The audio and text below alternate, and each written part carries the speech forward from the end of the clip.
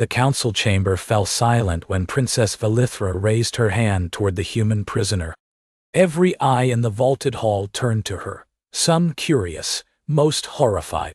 She had just committed the gravest breach of protocol in 300 years. "This one," she said, her voice carrying the cold authority of her bloodline. "I claim him."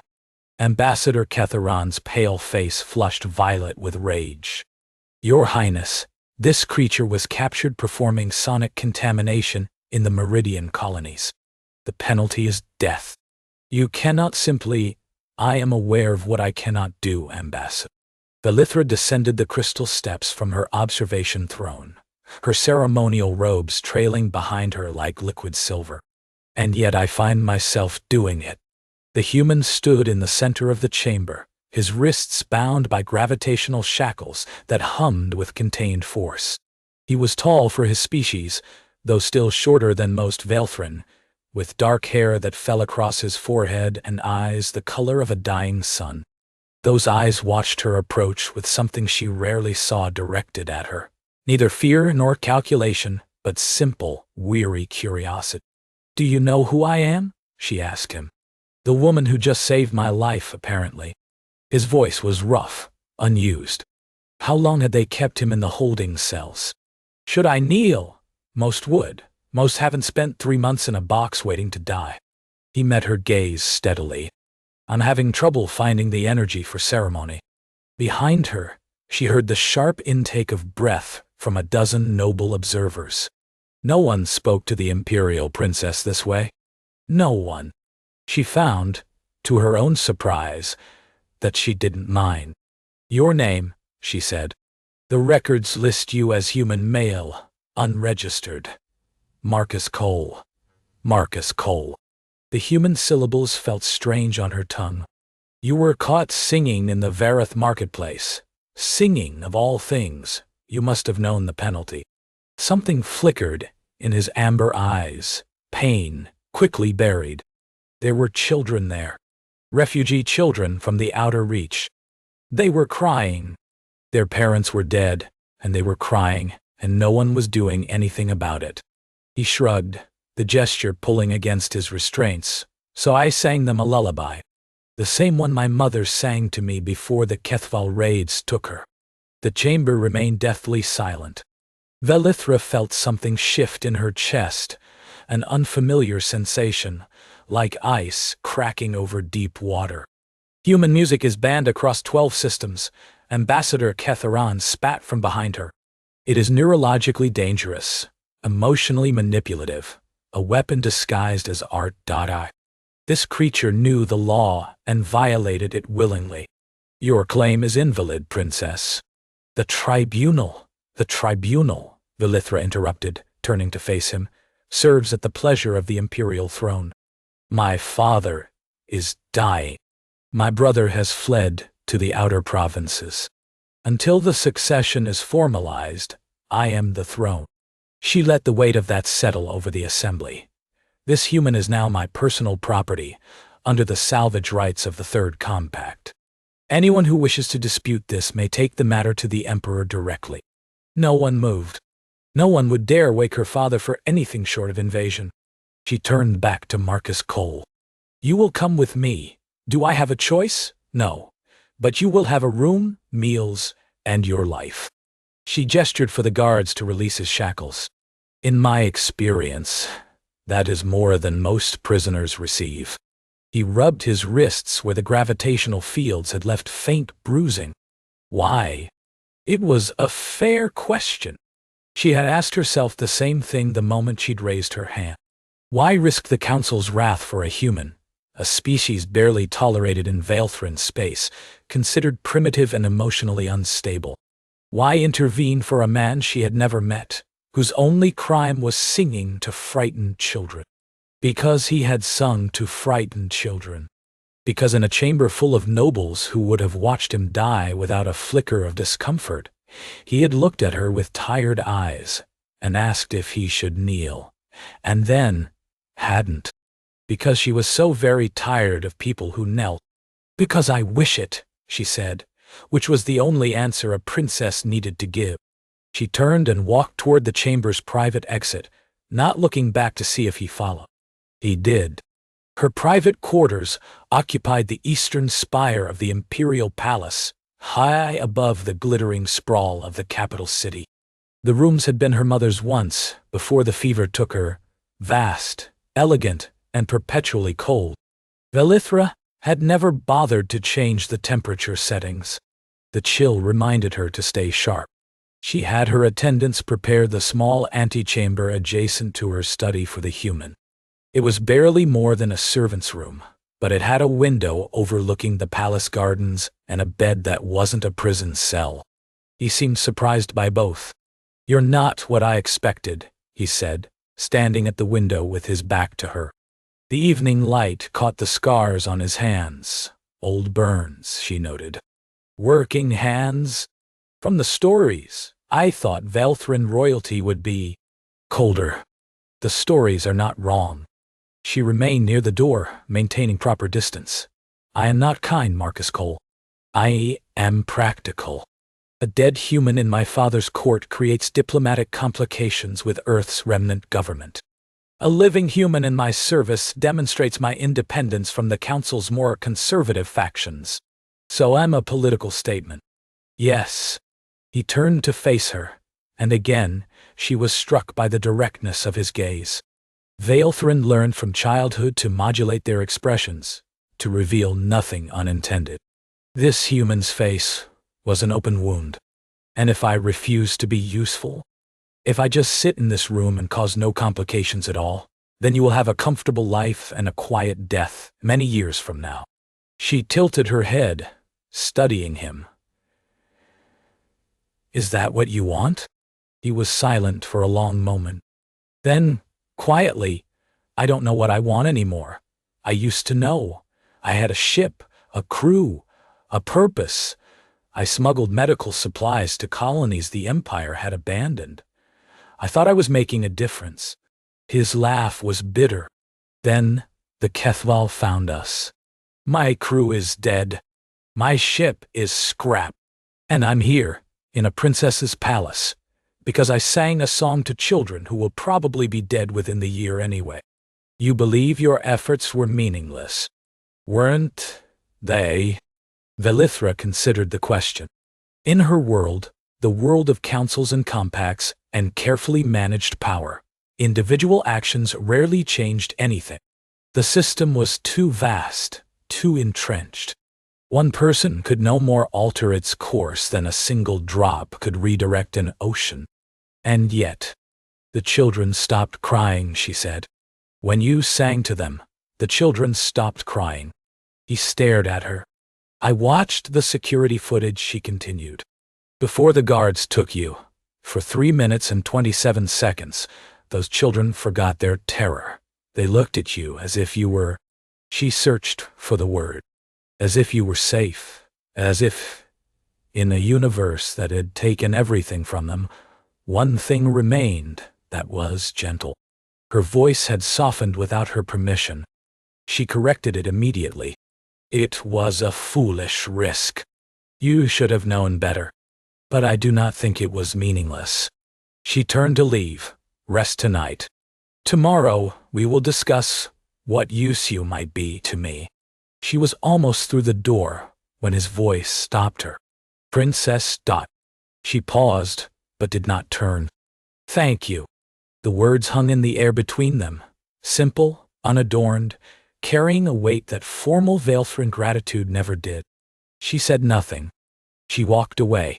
But she felt his thanks settle into some hollow place she had not known existed, and she wondered what she had begun.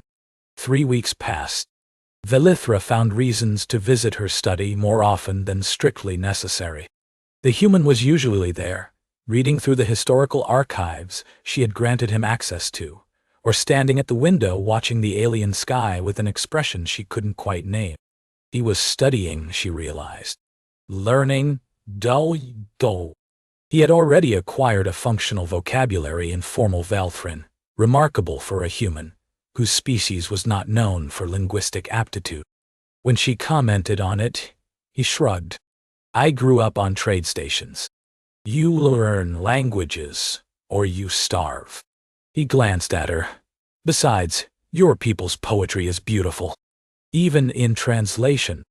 You have read our poetry, the Laments of Kethvora, the 17 Silences, the Song of the Last Emperor. He smiled slightly, and she noticed for the first time that his smile transformed his face, softened the hard lines of it, revealed something younger underneath. I understand why you banned human music now. Your art is all about control, measured emotion, structured grief. Our music is… what, Shay?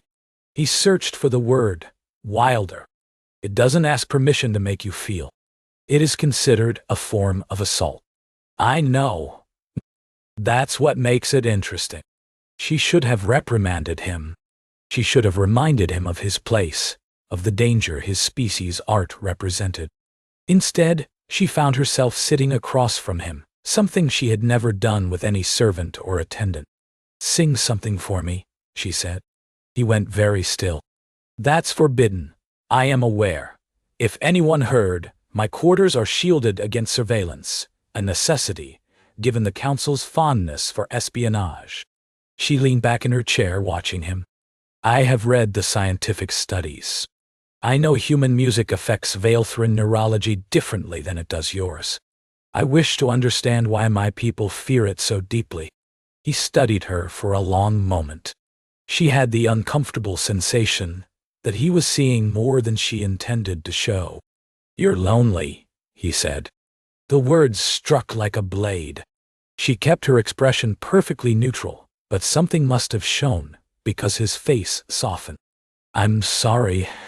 I shouldn't have said that. You should not have. Her voice was ice. You presume too much. You're right. I do. He stood, moving to the window, putting distance between them. It's a human failing. We see someone who looks like they're carrying the weight of a world alone, and we want to help. Even when help isn't wanted. Even when it isn't our place.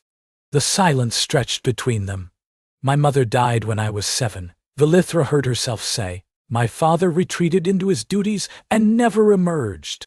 My brother was always more interested in pleasure than responsibility. I have spent my entire life surrounded by thousands of people, and I have never once had a conversation that was not calculated for political advantage. Why was she telling him this? She didn't know. The words simply came, as if his presence had cracked something open that she had long kept sealed. Until now, he asked quietly. She didn't answer. She didn't need to. He turned from the window.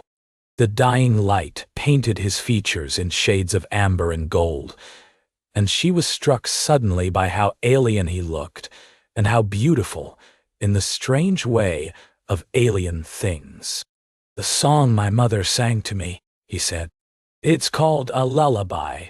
It's meant to comfort children, to help them sleep. The words don't translate well, but the melody. He hesitated. It's the last thing I have of her. I've never sung it for anyone except those refugee kids. I am not asking you to. I know. He took a breath. I'm offering. And then, softly, he began to sing. The melody was simple, a handful of notes, rising and falling like breath. But the effect on Velithra was immediate and devastating. She felt the song move through her like a physical force, bypassing every defense she had constructed over 30 years of courtly survival. It found the grief she had buried when her mother died. It found the rage she had never allowed herself to feel toward her absent father. It found the loneliness she had just denied, and it held all of it, gently, the way a parent holds a frightened child. Tears slid down her cheeks. She had not cried since she was 7 years old. Marcus stopped singing. His eyes were wet too. I'm sorry, he whispered. I should have warned you. Human music, it doesn't just make you feel. It makes you feel everything. Everything you've been holding back. She should have been furious. She should have had him dragged back to the cells for this violation, this assault on her composure. Instead, she found herself laughing. A broken, startled sound that surprised them both. "No wonder it's banned," she said. "No wonder," he agreed. She wiped her face with the back of her hand, an undignified gesture she would never have permitted anyone else to witness. "You will tell no one of this, of course. I mean it, Marcus. If the council learned that I had permitted, that I had requested, I know." He moved closer, slowly, as if approaching a wounded animal. "Your secret is safe. All of your secrets." He reached out and, very gently, touched her hand. It was the first time anyone had touched her without permission since her mother's death. She should have recoiled. She should have punished him for the presumption. She didn't move. "I think," she said slowly, "that I understand now why my people fear your kind. Because we make you feel. Because you make us want to." His fingers intertwined with hers. His skin was warm, warmer than Vaelthrin flesh. She could feel his pulse against her palm, steady and alive. "Is that so terrible?" he asked. She looked at their joined hands, at his scarred fingers wrapped around her elegant ones, at the impossible gap between their species, their stations, their worlds, and how small it seemed in this moment. "I don't know," she admitted, "but I think I would like to find out." The delegation from the Kethval Dominion arrived without warning. Velithra received the news while reviewing trade agreements in her study. Marcus was there, as he often was now, reading in the corner, his presence a quiet comfort she had stopped questioning. The messenger's words turned her blood to ice. "Ambassador Drevath requests an immediate audience with the imperial heir," the functionary recited. "He brings a proposal of alliance." Alliance. IT. The word was a poison wrapped in silk. The Kethval did not form alliances. They absorbed. They conquered. They erased. Marcus looked up from his book. He had learned enough Vaelthrin politics in the past months to understand the implications. His face went pale. "The Emperor?" Velithra asked. "His Majesty's condition has worsened. The physicians say he may not survive the week," which meant she was, effectively, already Empress. And the Kethval knew it. "Tell Ambassador Drevath I will receive him in the Grand Hall in 1 hour." She dismissed the functionary with a gesture, then turned to Marcus. "You should not be present for this." "Why?" "Because I'm human. Because the Kethval murdered your crew. Because they burned human colonies across the outer reach. Because if Drevath sees you in my household, he'll know you're not afraid of them." Marcus stood, setting his book aside. "Isn't that exactly the message you want to send?" She stared at him. In the month since his arrival, he had changed, grown more confident, more willing to challenge her. She found, to her continual surprise, that she valued it. "You don't know what they're capable of. I know exactly what they're capable of. I've seen it." His voice was quiet, but there was steel beneath it. "I watched them burn the Meridian Station. I held my navigator while she died from radiation poisoning because they didn't consider a quick death worthy of their ammunition. I know the Kethval, Princess, better than anyone in your court." She should have ordered him to stay hidden. Instead she said, "Then come. And tell me what you see." Ambassador Drevath was everything Velithra had expected.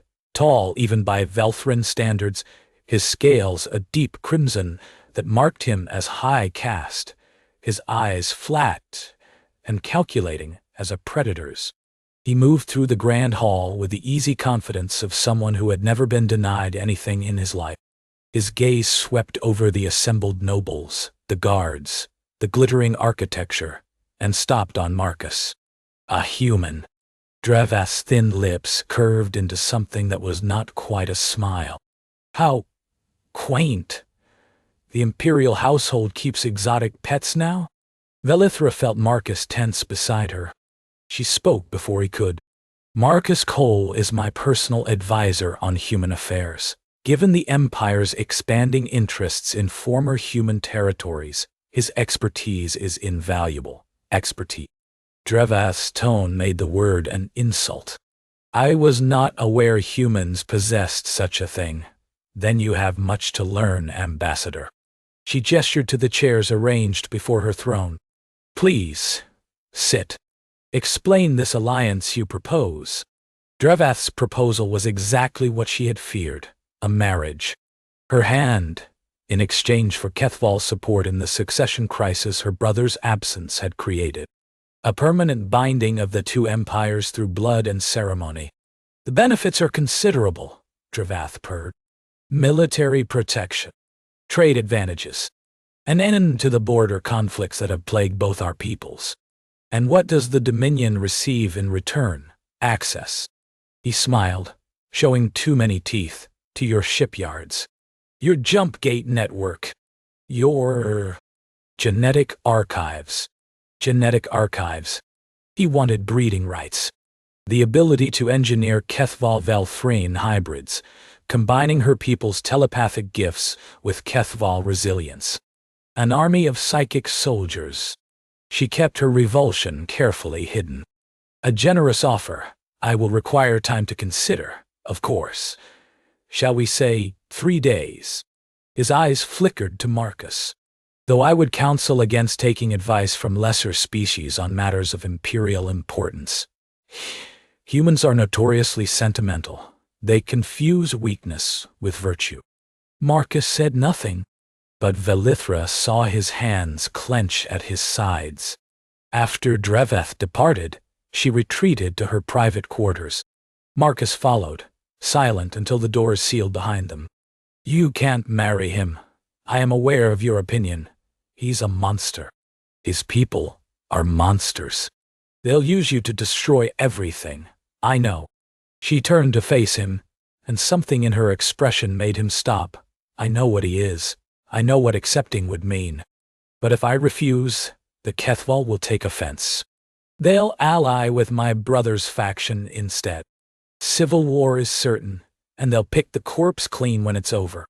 So you're just going to sacrifice yourself? Become that things. I am going to do what I must. Her voice cracked, just slightly, as I have always done. As my mother did, and her mother before her. This is what it means to rule. You make impossible choices so your people don't have to. That's not ruling. That's surrender. Then what would you have me do? She spread her hands in a gesture of helpless fury. Fight? With what? My father's fleet is aging. My treasury is depleted. I have no allies, no leverage, nothing but the throne I sit on and the blood in my veins. Tell me, Marcus Cole, what would a human do in my position? He was quiet for a long moment. Then, softly, we'd find another way. There is no other way. There's always another way. He stepped closer. You've spent your whole life being told what's possible and what isn't. What's proper and what's forbidden. But I've seen you, Velithra. I've seen who you are when you forget the rules. You're not someone who surrenders. You're someone who changes the game. Her name. He had used her name without title, without permission. The intimacy of it struck her like a blow. You don't understand? I understand that you're afraid. His hand found hers, as it had that first night. I understand that you've carried this empire alone for so long, you've forgotten there are people who would carry it with you. I understand that you think you have to sacrifice your happiness for duty, because that's what everyone taught you. Marcus, but you don't. His other hand came up to cup her face, gentle as the melody he had sung her. You're allowed to want things. You're allowed to fight for them. You're allowed to choose something other than the path that hurts you. She closed her eyes. His touch was warm against her skin, his presence solid and real, in a way nothing had been for years. If I refuse Drevath, she whispered, everything falls apart. Then we put it back together. Differently. Better. How? You make it sound simple. It's not. It'll be the hardest thing you've ever done. He pressed his forehead to hers. But you won't do it alone. I promise you that. She should have pulled away. She should have remembered her duty, her position, the 1,000 reasons why this was impossible. Instead, she kissed him.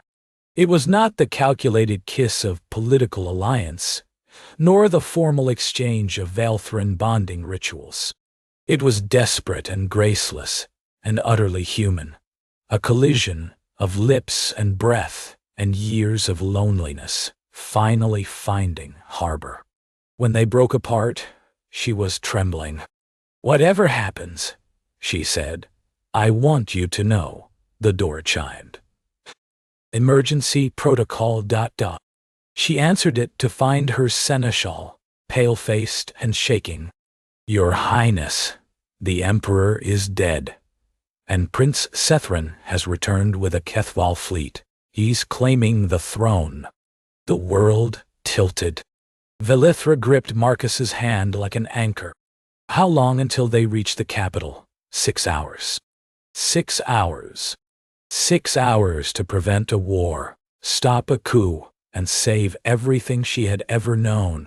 She straightened her spine, squared her shoulders, became, in a single breath, the ruler she had been trained to be. Summon the council, all of them. Tell them the Empress commands their presence. The seneschal bowed and fled. Velithra turned to Marcus. I will need your help. You have it. What I am about to do may be unprecedented.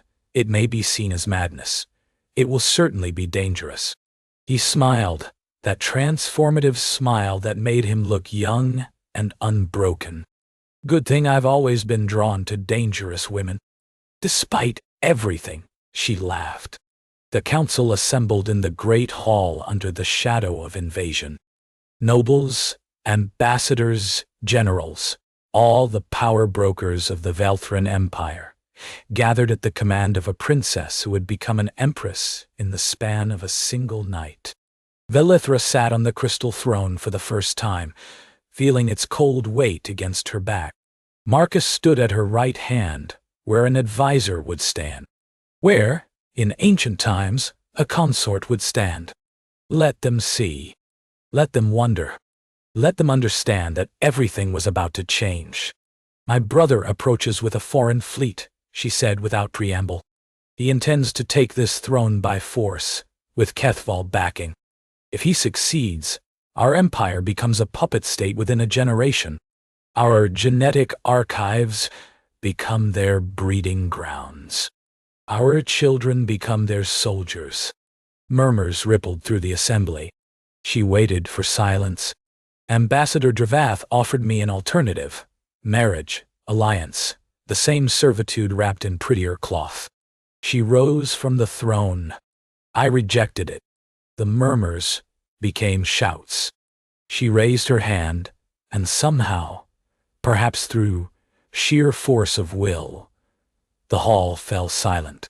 I rejected it because I am done with the old ways, the calculated marriages, the strategic sacrifices, the slow death of everything that makes us who we are, traded away piece by piece for survival. She descended the steps from the throne, moving among them. My father spent his reign compromising. My grandfather before him. 300 years of compromise, and look where it has brought us, to the edge of annihilation, with nothing left to trade but ourselves. She stopped in the center of the hall. Tonight, we stop compromising. Tonight, we fight. With what? The challenge came from Admiral Vaelthrin, her father's oldest commander. Our fleet is scattered.